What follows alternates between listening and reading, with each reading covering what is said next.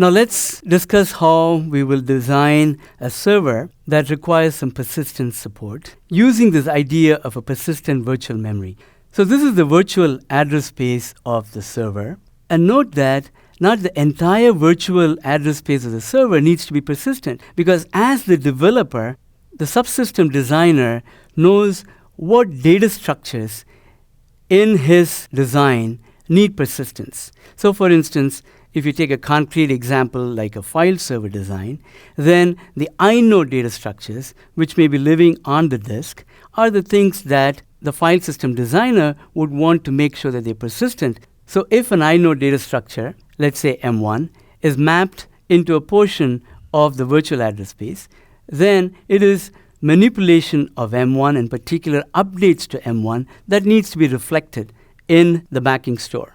These data structures, M1, M2, and so on, are data structures which are in-memory versions of persistent data structures that live on the disk.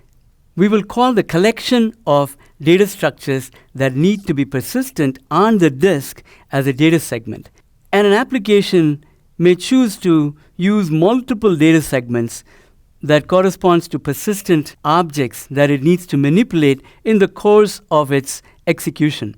So these data structures, M1, M2, and so on, are the persistent metadata that have an on-disk copy as well as an in-memory version, whereas all the other stuff in the virtual address space of the server are normal code and data structures. So in terms of flexibility for server design, it would make sense to allow an application to create as many data segments as it needs in order to support what it needs to do in its design.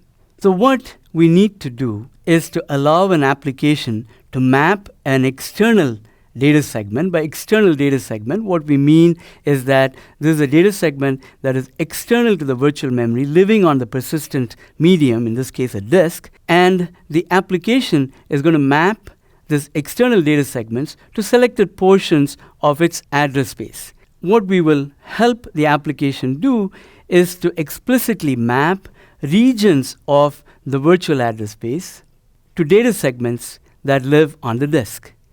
And as I said, to allow flexibility, the application designer may choose to have multiple external data segments and map these different data segments to different portions of the virtual address space. Or in other words, the application completely manages their own persistence needs.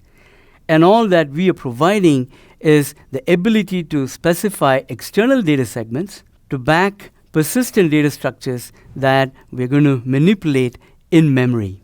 So what the application would do is at startup, it'll map these external data segments to selected portions of its virtual address space in order to create the in-memory versions of the data structures it needs to manipulate during the course of its execution. And the mapping between this virtual memory space and the external data segment is also one-to-one. That is, there is no overlap of external data segments in terms of occupancy within the virtual address space. And this makes the design of a reliable virtual memory that much more simpler. So simplicity is the key in the design so that it is easy to use, flexible, and performant. And those are the goals that the authors of Reliable Virtual Memory set out to accomplish.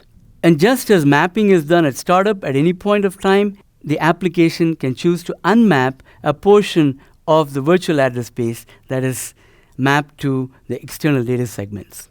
And we will see later on that opportune moments for doing this unmapping would be when no commits are pending for these in-memory data structures and the external representation of those data structures in data segments living on the disk.